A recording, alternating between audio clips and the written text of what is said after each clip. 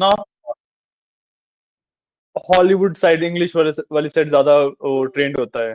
तो if you are trying Indian actors, तो यहाँ का जो इंग्लिश का एक्सेंट होता है या फिर जो यहाँ पे इंग्लिश के वर्ड्स होते हैं वो एग्जैक्टली मैच नहीं कर पाता है यार। If you try with some Hollywood actors ना, तो उनका बहुत ज्यादा क्लोज हो जाता है। हाँ, हॉलीवुड में काफी ज्यादा क्लोज हो जाती है चीज। हम्म, इसमें हो सकता है, बिल्कुल हो सकता है। आपको AI model proper Indian actors की वॉइस पे ट्रेन करना पड़ेगा। हम्म, हम्म, हाँ जी, नहीं हो पाएगा, एक्यूरेट नहीं हो पाता। अंडरस्टैंड। वही इशू वही है कि जो एआई मॉडल्स हैं वो ज्यादा ट्रेंड ही आउटसाइड वर्ल्ड उसमें है, मतलब वेस्टर्न उसमें है। मतलब पॉइंट इज कि ट्रेनिंग तो एक्चुअली उसकी वेस्टर्न साइड पे ही हुई है ना, तो वेस्टर्न में जितना हिंदी वगैरह का उनके पास कंटेंट था अवेलेबल, वो उन्होंने उस पर ट्रेन कर रखा है। वही जैसे अंग्रेज बोलते हैं। ठीक है, तो क्लास स्टार्ट करते हैं। आज का हमारा जो टॉपिक रहेगा, हम फंक्शंस को खत्म करने का ट्राई करेंगे। ठीक है, दो ही टॉपिक बचे हैं वैसे फंक्शंस में हमारे। ठीक है, फर्स्ट इज पैरामीटर्स। ठीक है, नहीं आज का टॉपिक मतलब फंक्शंस का टॉपिक ही चल रहा है। उसके जो सब पार्ट है, जो कल मैंने लिखवाया था, 4 सब पार्ट लिखवाए थे। उसमें से जो दो बचे थे, दो हमने कर लिए थे। डेफिनेशन एंड कॉलिंग हमने कल कर ली थी 31st को। हाँ, पैरामीटर्स एंड रिकर्सिव फंक्शंस बचे हैं। हाँ, तो हम पैरामीटर से स्टार्ट करेंगे। ठीक है, हाँ, तो पैरामीटर से स्टार्ट करेंगे। ठीक है, पैरामीटर्स होते क्या है? Parameters in the very basic senses कि जब भी आप कोई भी चीज from the outside of the function एक फंक्शन के अंदर भेजते हो। ठीक है, कोई भी वैल्यू हो सकती है, कोई भी डेटा हो सकता है, कोई भी वेरिएबल हो सकता है, कुछ भी हो सकता है। ठीक है, वो जब आप फंक्शन के बाहर से फंक्शन के अंदर भेजते हो तो दैट इज कॉल्ड पैरामीटर्स। ठीक है, कि अब जैसे यहाँ पे ए एंड बी है, लेट्स से मैं इसको हटा देता हूँ।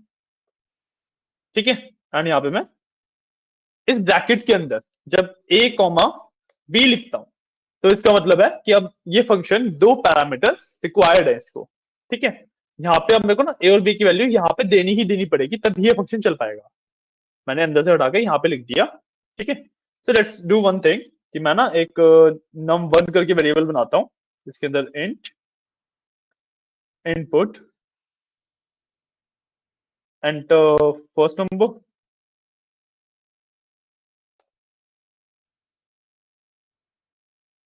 और सेम चीज मैं कॉपी पेस्ट कर लूंगा,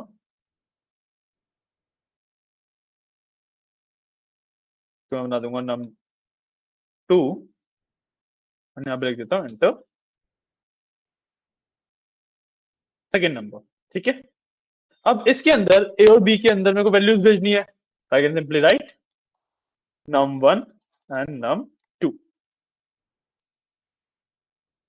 ठीक है, तो इस तरीके से num1 एंड num2 की वैल्यू ए और बी के अंदर चली जाती है, और फिर जो मेरा फंक्शन है वो ए प्लस बी को रिटर्न करके दे देता है। इसके आउटपुट में आपको कुछ डिफरेंस नहीं दिखेगा, output wise it is basically the same. बस यहाँ पे मैंने एक कंसेप्ट नया इंट्रोड्यूस कर रखा है। ठीक है, आया समझ? आया समझ? ठीक है,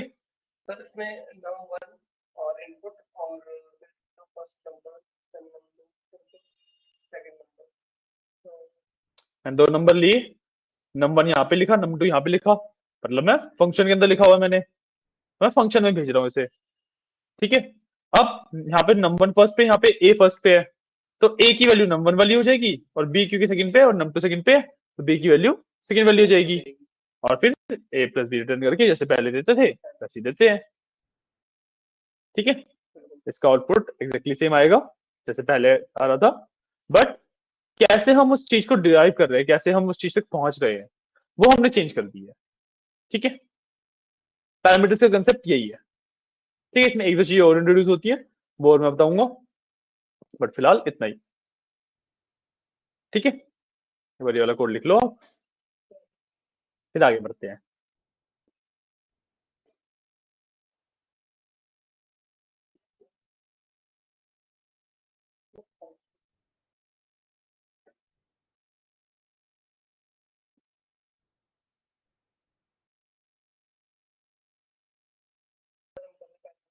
हाँ पैरामीटर्स कर रहे हैं अभी।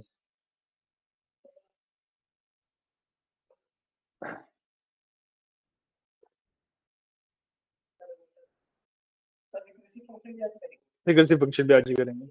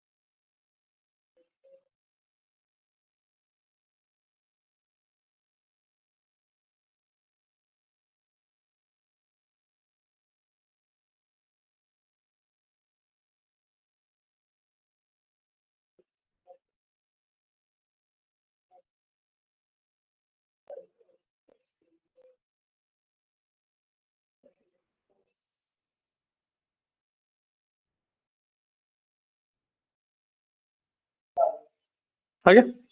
ठीक है, ये था पैरामीटर्स। ठीक है, अब इसके अंदर एक दो चीजें होती हैं कि मान लो मेरे को कोई पैरामीटर की ना डिफॉल्ट वैल्यू देनी है, सो आई कैन गिव। हाँ ठीक है, तो मेरे को लेट्स से बी की डिफॉल्ट वैल्यू देनी है, लेट्स से 10, तो बी इक्वल टू 10 लिख सकता हूं मैं यहाँ पे। अब मेरे को ना नीचे num2 देने की जरूरत नहीं है।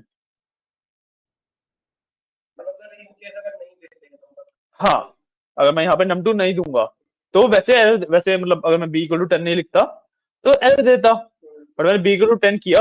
तो अब अगर फॉर सम रीजन मेरे को नीचे से वैल्यू नहीं भी देनी है तो यहाँ पे डिफॉल्ट वैल्यू 10 हो जाएगी, वो उठा लेगा, बिल्कुल उठा लेगा। ठीक है, बट लेट्स से अब मेरे को ना इसकी डिफॉल्ट वैल्यू कुछ भी नहीं रखनी, बट फिर भी मेरे को इसको ऑप्शन बनाना है। ठीक है, तो मैं इसको क्या कर सकता हूं,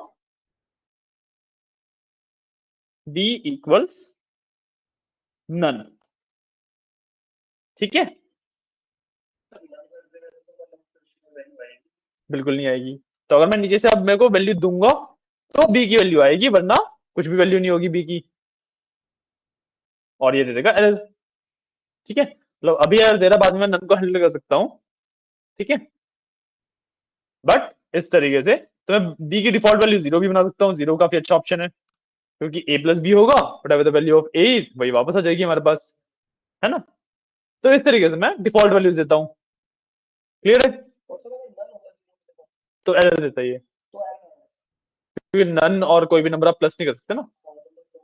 ठीक है, अब इसमें एक चीज और होती है, इसमें मैं यहीं पे टाइप को कन्वर्ट कर सकता हूँ।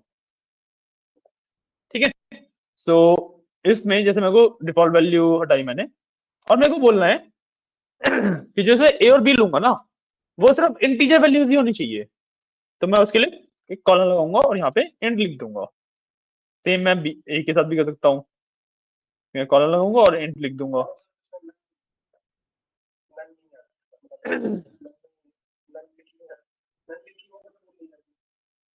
हाँ, नन वगैरह नहीं लेगा। और लेट्स से मैं ना नंबर 2 पे से इंट हटाता हूँ यहाँ से, कि बाय चांस मैं यहाँ से इंटीजर की जगह एक स्ट्रिंग भेज दी, तो देखते हैं क्या होता है अब।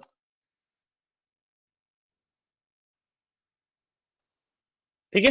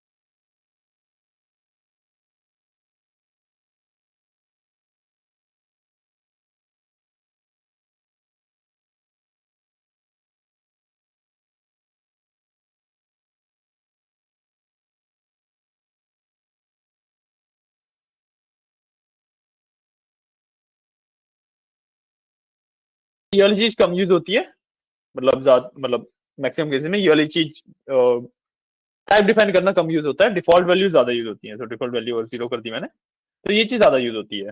ठीक है, मैं दोनों की डिफॉल्ट वैल्यू भी सेट यूज होती है।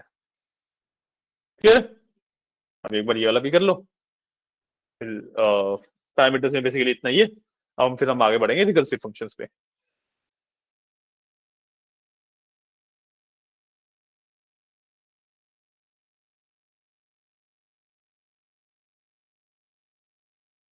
रुकना,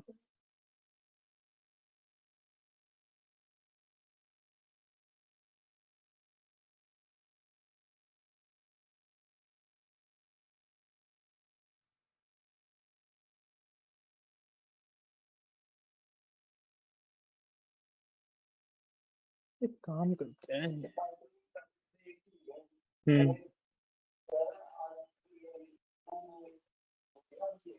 क्या?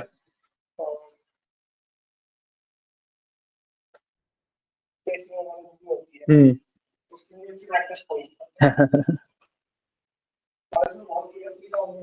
हाँ, ठीक है,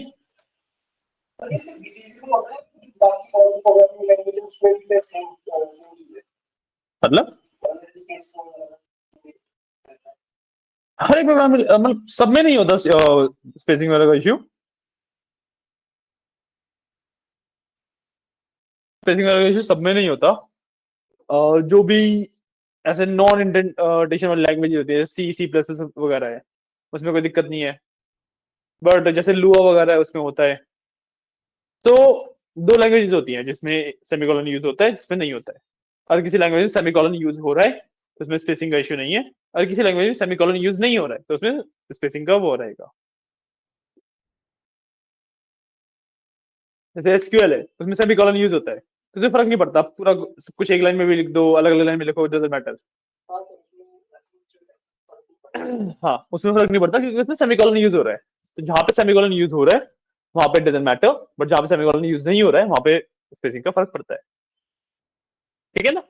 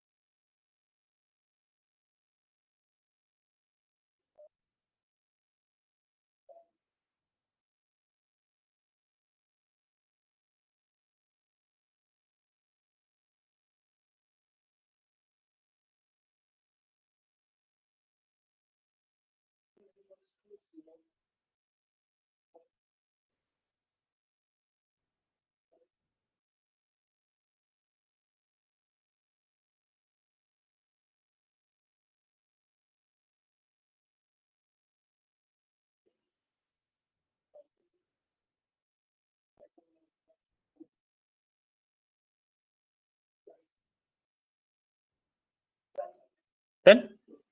ठीक है। वो तो रहता ही है।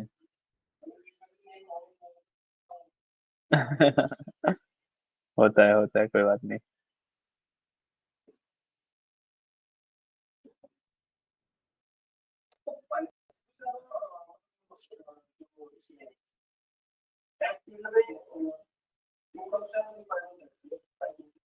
पाइथन सबसे ज्यादा वो लोग करते हैं जो तीन चार फील्ड होती है जिसमें पाइथन सबसे ज्यादा रिक्वायर्ड होती है। ठीक है? जितनी भी एआई की फील्ड है, एआई, एमएल, डीएल, जेन एआई, जितना भी आसपास की चीजें हैं इसकी, वो सब। ठीक है? फिर सेकंड फील्ड है साइबर सिक्योरिटी। साइबर सिक्योरिटी में पूरा सिर्फ पाइथन यूज होती है। ठीक है? थर्ड फील्ड है डेटा के ऊपर, data analytics, data engineering, data science, इन सब में पाइथन यूज होती है। ठीक है? एंड उसके बाद थोड़ी बहुत पाइथन अभी के टाइम पे ना प्रोग्रामिंग की इंट्रोडक्शन टाइप में आने लगी है। ठीक है? सो फॉर एग्जांपल अगर मैं इसकी एप्लीकेशन बताऊं तो ऑटोमेशन, स्क्रिप्टिंग, ये वाला जितना भी टास्क है वो सारा पाइथन से होता है। मतलब पूरी ही ऑटोमेशन की इंडस्ट्री पाइथन पे चलती है। एक वो डेवऑप्स की इंडस्ट्री पूरी पाइथन पे चलती है। डेवऑप्स में और कोई लैंग्वेज बहुत कम यूज होती है। तो ये वाली कुछ फील्ड्स हैं जो पाइथन के ऊपर रिलाइड है पूरी, जो पाइथन के ऊपर ही चलती है। ठीक है? फिर ओके, तो just give me a second.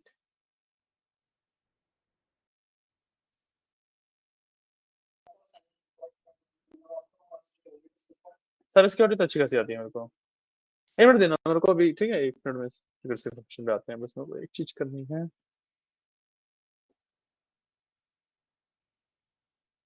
चल जाओ।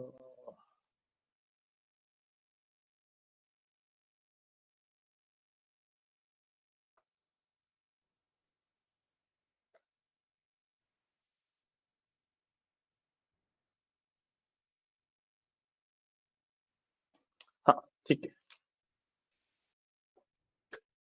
ठीक है, तो ये हमने बेसिक फंक्शंस के बारे में बात कर ली।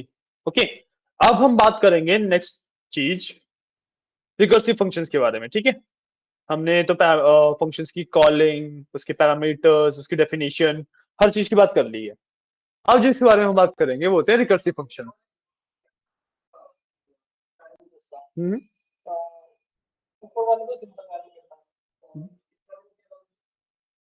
अच्छा सिंपल ए और बी दिए थे। हाँ डिफॉल्ट वैल्यूज फॉर पैरामीटर करके लिख दो। हाँ क्योंकि हम डिफॉल्ट वैल्यूज पे बात कर रहे हैं ना इसमें। हाँ डिफॉल्ट वैल्यूज करके लिख दो। वैसे तो मतलब ये सारा कुछ ही पैरामीटर के अंदर ही कवर होता है, बट नाम देने के लिए डिफॉल्ट वैल्यू दे सकते हो, इसका सच नाम होता नहीं है वैसे।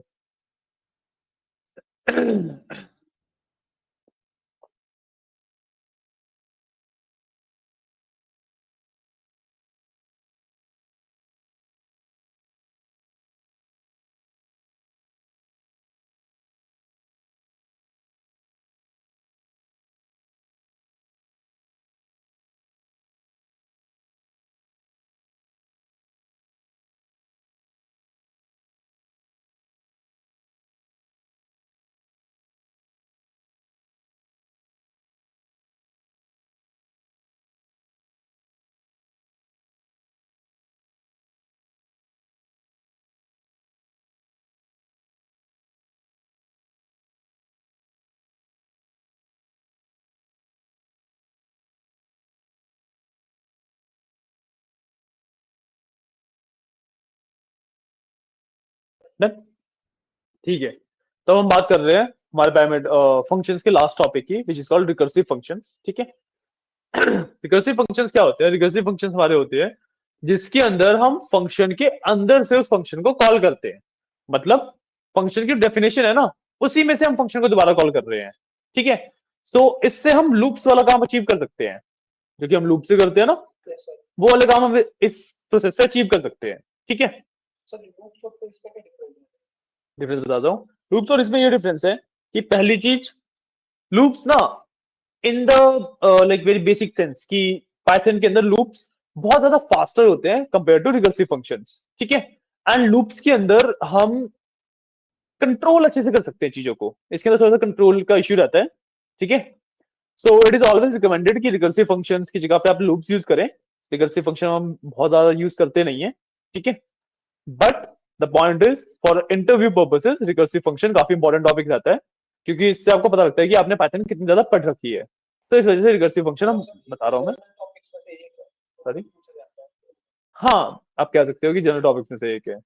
ठीक है। तो रिकर्सिव फंक्शन एक्चुअल में कभी यूज नहीं होता, बट इंटरव्यू के लिए काफी इंपॉर्टेंट होता है।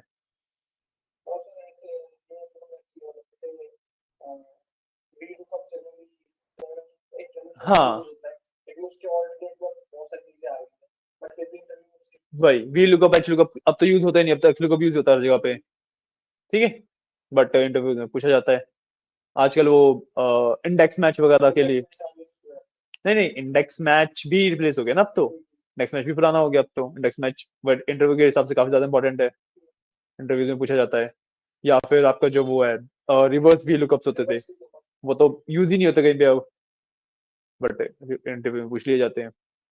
तो वही है कि ये वाला भी टॉपिक आपका सेम इंटरव्यू के हिसाब से काफी इंपॉर्टेंट है।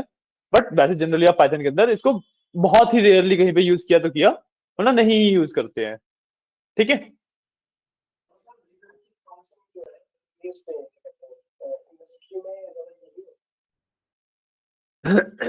इसको यूज करने का ना ट्रेड ऑफ बहुत ज्यादा है कि अगर एक लिटिल सेंस में मैं कंपैरिजन करूं, तो अगर एक लूप को कुछ रन करने में 1 सेकंड लग रहा है, तो इसको 6 से 7 सेकंड लगते हैं।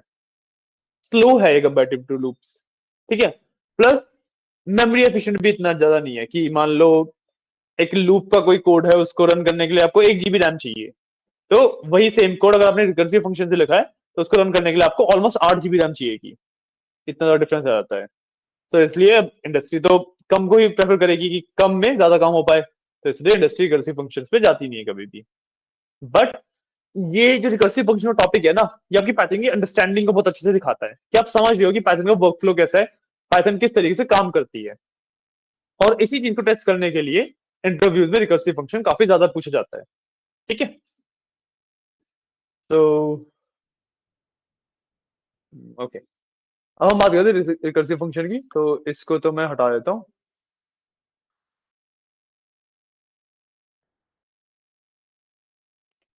अब रिकर्सिव फंक्शन बनाने के लिए what I will do is, मैं यूज करूंगा वही डेफ से फंक्शन डिफाइन करूंगा। पहले एग्जांपल लेते हैं कि हम कर क्या गोल क्या है हमारा। ठीक है।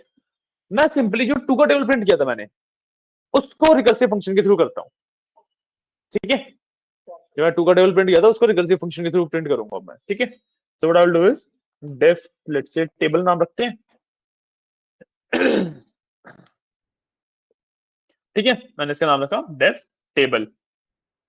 अब इसके अंदर आई विल डू दिस एंड इसके अंदर अब हम हाँ इसके अंदर मैं ना एक वैल्यू डिफाइन कर देता हूँ पहले। आई की वैल्यू ले ली मैंने 1 से। ठीक है, what I will do is print F string के अंदर करूंगा। ठीक है, तो 2 into I equals I star 2। ठीक है, यही था हमारा मेन जो हम उसमें किया करते थे टू का टेबल एक प्रॉपर फॉर्मेट में प्रिंट करने के लिए। ठीक है, इसमें हमने आई की वैल्यू हमने 1 से स्टार्ट करी है ना, हम 1 से स्टार्ट करी है, तो मेरे को आई की वैल्यू बढ़ानी है, राइट। तो आई विल डू, पहले मैं चेक करूंगा कि आई की वैल्यू मेरे को 10 से छोटी चाहिए या तो इक्वल टू या छोटी चाहिए। तो if I is smaller than equal to 10, ठीक है, मैं क्या करूंगा इसको दोबारा कॉल कर दूंगा टेबल आई प्लस 1। ठीक है, और अब एक बार मैं इसको मेन कॉल करूंगा, तो टेबल के नाम से मैंने इसको एक बार मेन कॉल कर दिया। अब देखो मैंने उसकी आई की वैल्यू डिफॉल्ट 1 दे रखी है, तो मेरे को अब नीचे देने की जरूरत नहीं है। कोड समझ आया?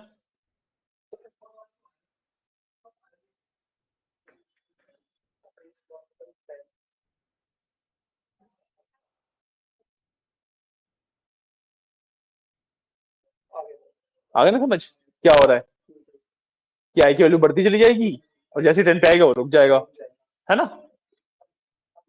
तो अब मैं रन कर लेता हूँ, 2 का टेबल आ जाता है। 11 भी आ रहा है, बट 11 क्यों आ रहा है? 11 क्यों आ रहा है भाई, मैं देख रहा हूँ मैंने कहाँ पे इशू किया है। आई की वैल्यू 1 है,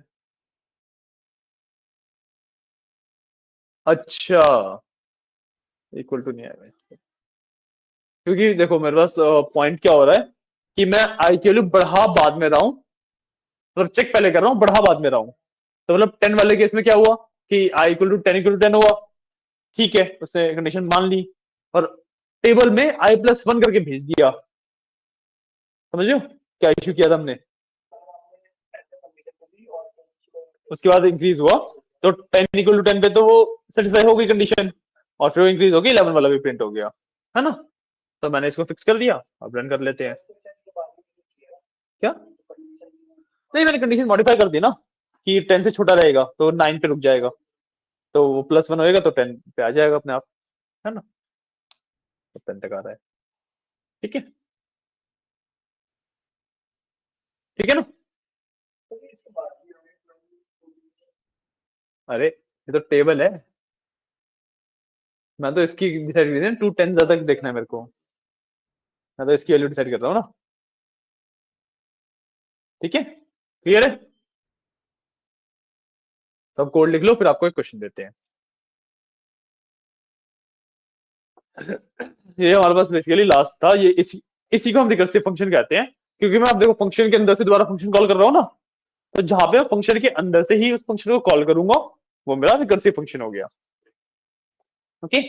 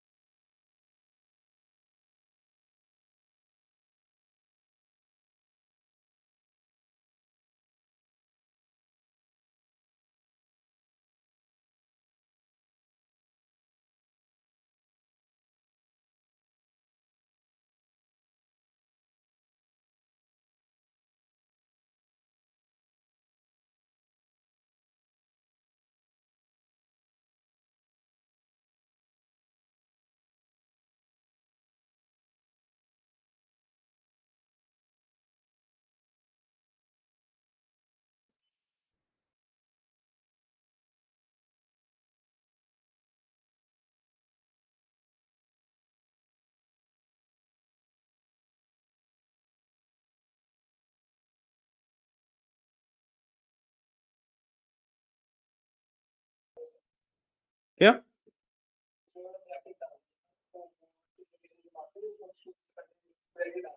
अच्छा, कोई बात नहीं, कोई बात नहीं।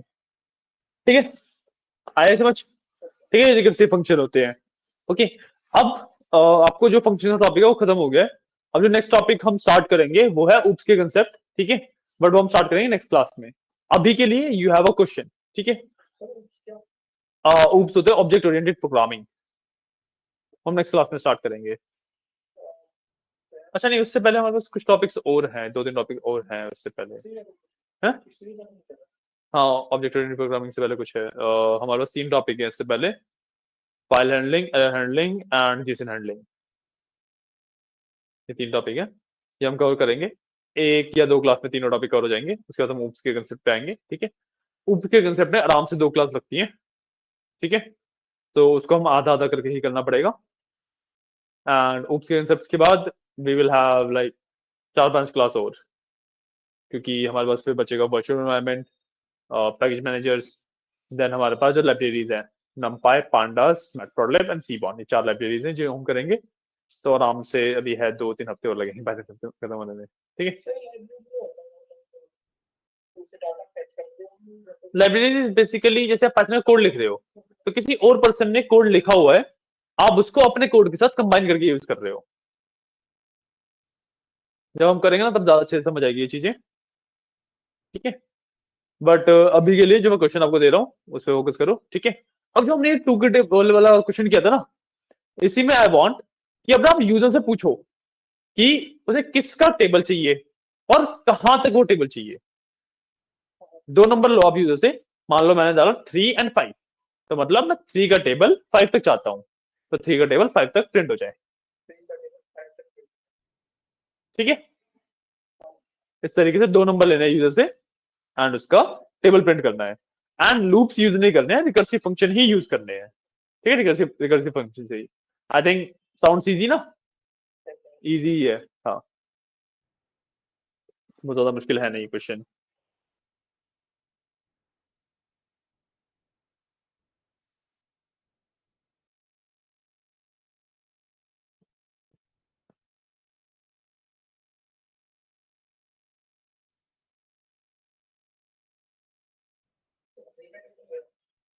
थ्री का टेबल नहीं, मैं यूजर से पूछूंगा। यूजर से पूछो कि उसे किसका टेबल चाहिए कहां तक। यूजर से पूछो कि मेरे पास एक इनपुट आए कि for which table do you want, मैं डालूंगा लेट्स से 5, और till up to which number you want the table to be, let's say मैंने डाला 90, तो 5 का टेबल 5 into 90 तक प्रिंट करेगा। ठीक है, इस तरीके से बनानी है।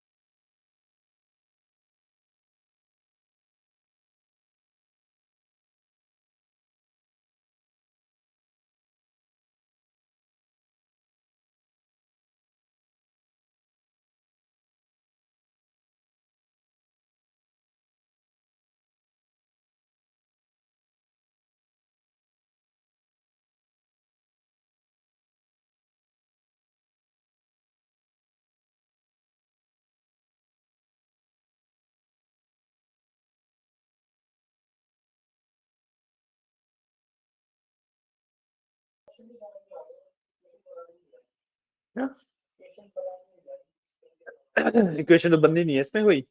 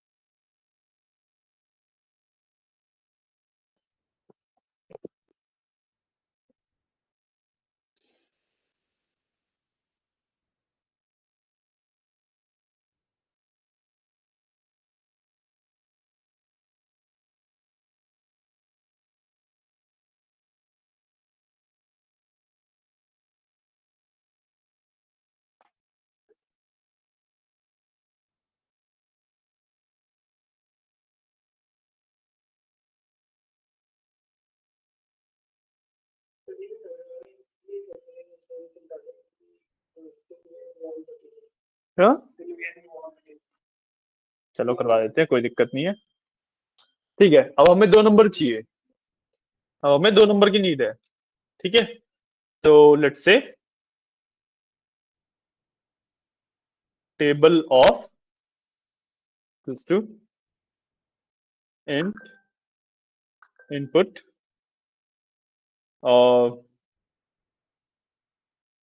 enter the number for which you need the table।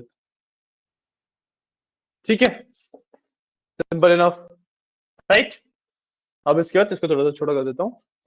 ठीक है, अब टेबल टिल कर लेता हूँ एंड इसके अंदर int input enter the number till which you need the table। ठीक है, सिंपल इनफ, राइट। अब table of and table till मैं इसमें भेज दिए। ठीक है, अब यहाँ पे इसको ए एंड बी में, ए एंड आई में कर लेते हैं। ठीक है, ए कॉमा आई, नहीं ए कॉमा बी कॉमा आई, क्योंकि ए और बी हमें 2 वेरिएबल तो चाहिए, है ना। ठीक है, अब हम करते हैं कि हमें टेबल चाहिए ए का, मतलब टेबल ऑफ, तो मैं 2 को रिप्लेस कर देता हूं ए से, और यहाँ पे भी आई स्टार ए हो जाएगा, और मेरे को चाहिए बी तक। ठीक है, तो मैं 10 की जगह पे बी लिख दूंगा, सिंपल। ठीक है, बस हो गया, तो रन कर लेते हैं। तो yup, another number for which you need the table, let's say मेरे को 5 का टेबल चाहिए और मेरे को चाहिए 8 तक। जो क्या हुआ, सी मिस कर दिया हमने।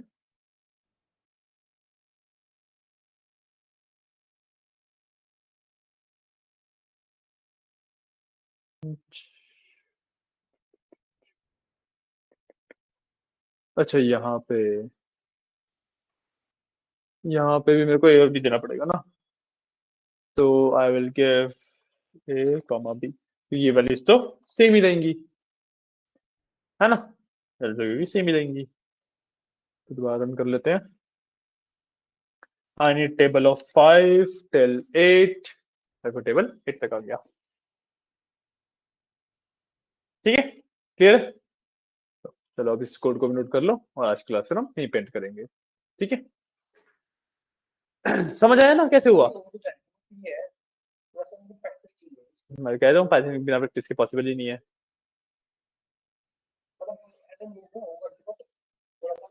इजी।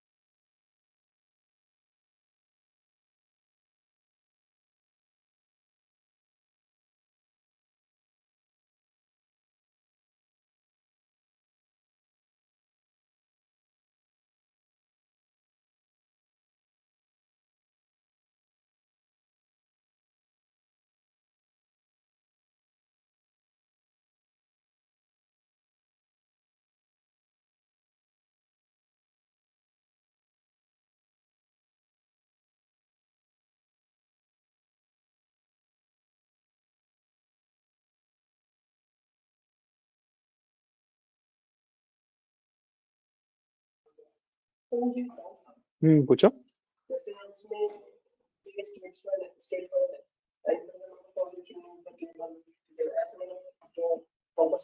हम्म।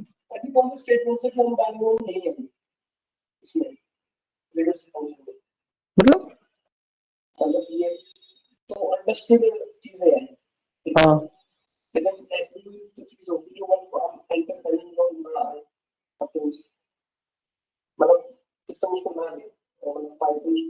कुछ ऐसी चीज जो प्रिंट नहीं हो सकती। काफी सारे कैरेक्टर्स हैं।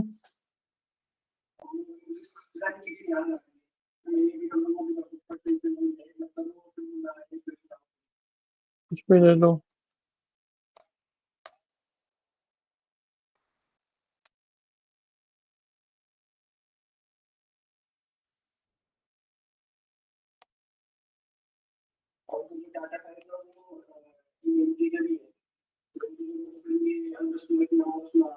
हम्म।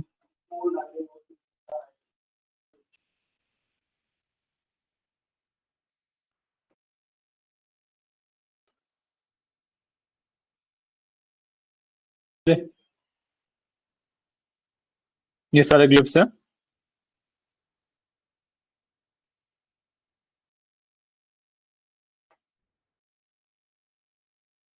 ये सारे वो हैं जो नहीं आएंगे कैरेक्टर्स। ये सारे नॉन प्रिंटेबल है जहां तक है, इतना मेरे को आइडिया है, तो मैं डाल भी दूंगा वहीं पे ना। मैंने इसे यहीं पे डाल दिया।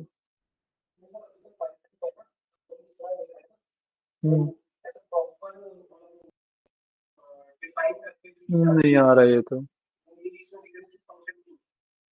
मैं इसमें ऑलमोस्ट सब कुछ ही आ जाता है। रेयरली कोई ऐसा कैरेक्टर होगा जो प्रिंटेबल नहीं होता, ज्यादा तो प्रिंटेबल होते हैं। मैक्सिमम कैरेक्टर्स तो प्रिंटेबल होते ही हैं। हम्म, मतलब ले लो, कुछ भी ले लो, डजंट मैटर।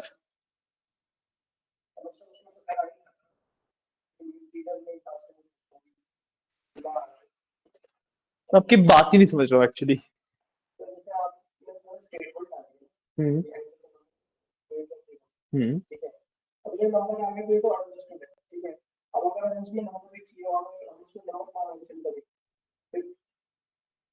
तो वो तो इंग्लिश है, वो तो कुछ भी लिख लो, डजंट मैटर ना।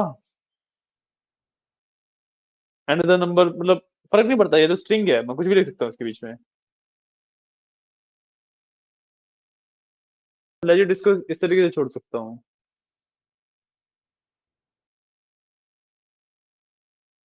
सब हटा के सिंपल वन लिख के छोड़ सकता हूँ।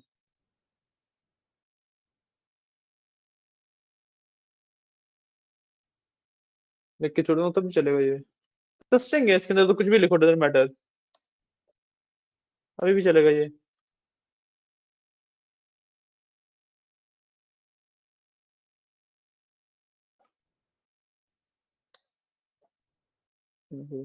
फाइव को डबल 90 तक आ गया।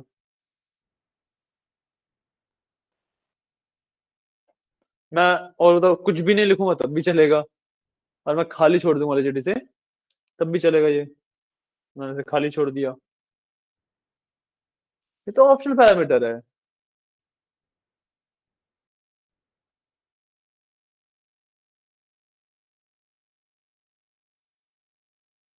इसका डबल 9 तक आ गया। तो डजंट मैटर, क्योंकि वहां पे तो मैं स्ट्रिंग ही लिख रहा हूँ, तो स्ट्रिंग में मैं कुछ भी लिखूं, फर्क नहीं पड़ता उससे मेरे को। ठीक है, इसी को यही लिख के छोड़ देता हूँ, कोई इशू नहीं है।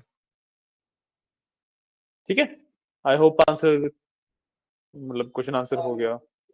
आ गया ना समझ? ठीक है, क्योंकि मेरे को आपका क्वेश्चन ना ढंग से क्लियर हुआ नहीं था, आप क्या पूछना चाह रहे हो।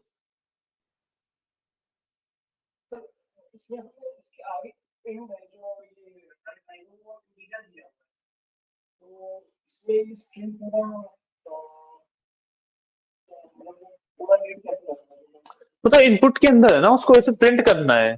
उसको सिर्फ प्रिंट करना है, रीड नहीं करना। जो हम इनपुट दे रहे हैं, जो हमें वहां से रिसीव हो रहा है, उसको मैं इंटीजर में कन्वर्ट कर रहा हूँ, क्योंकि इनपुट बाय डिफॉल्ट स्ट्रिंग में इनपुट लेता है। आगे से कुछ? चलो ठीक है। ये और कोई डाउट? नहीं, एसक्यूएल से कनेक्ट करने की मत कोशिश करो ना, ये बहुत अलग है। मैंने तो पहली क्लास में बोला था कि एसक्यूएल से कनेक्ट मत करना है इसे। ठीक है, क्लियर है चीजें? चलो ठीक है, आपकी क्लास करते हैं यहीं पे एंड। कोड नोट कर लिया ना? ओके, चलो फिर मैं क्लास एंड कर रहा हूँ। ओके, अब मिलते हैं ट्यूसडे को। ओके, चलिए, थैंक यू।